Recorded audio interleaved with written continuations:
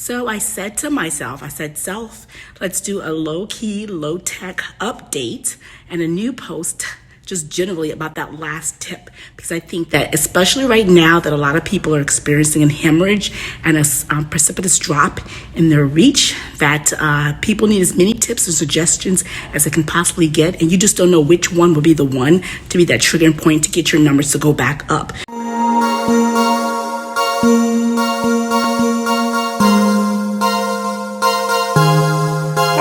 This is JJ. Welcome back to my channel. For those of you new, I invite you to like, subscribe, and hit that notification bell if you like what you see on this channel today.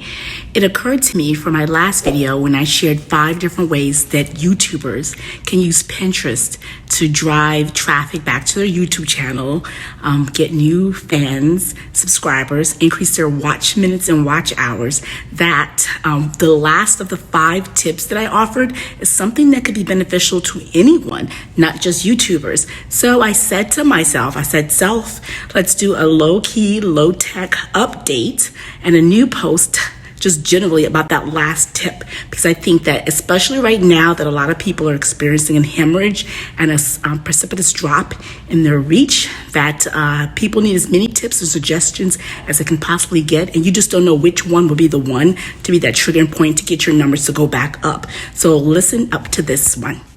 In that video, when I share 5 different ways that YouTubers can drive traffic to their YouTube channel is through trends, and Pinterest through its platform shows you the different trends that people are actually searching for in 3 different ways.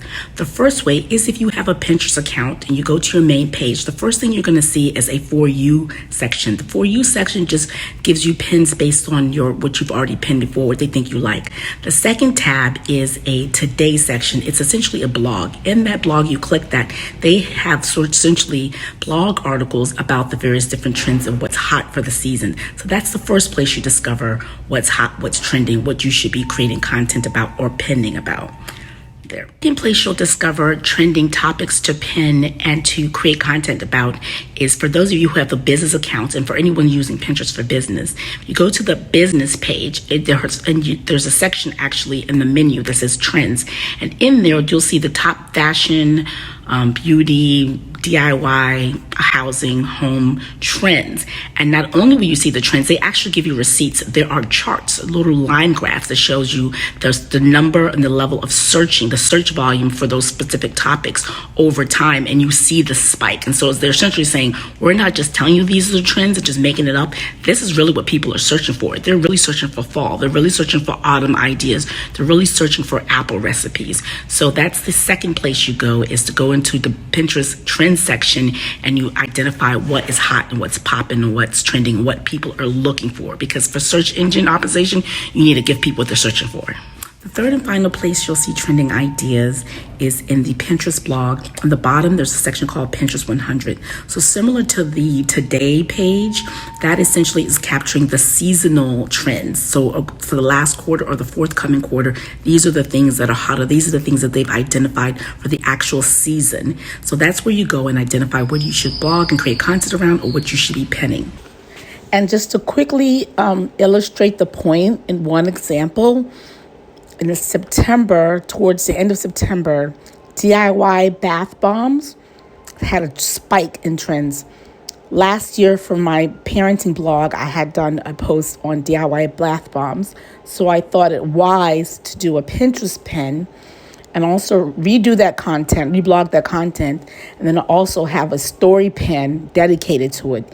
And as you can see from the results, which is pretty good, from the story pin, it shows that it's a direct correlation of why people are searching for something, that you create content for what people are searching for, and you're most likely and more likely than not going to get a response for that, because essentially that's what search engine is all about. So there, I hope those were helpful for you. Good luck.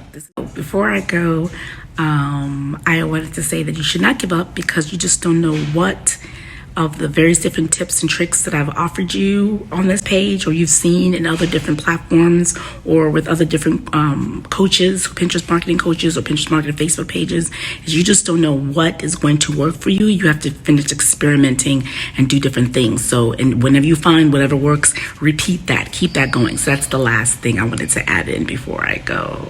Anyway, that's it. Take your cat. Follow, like, subscribe.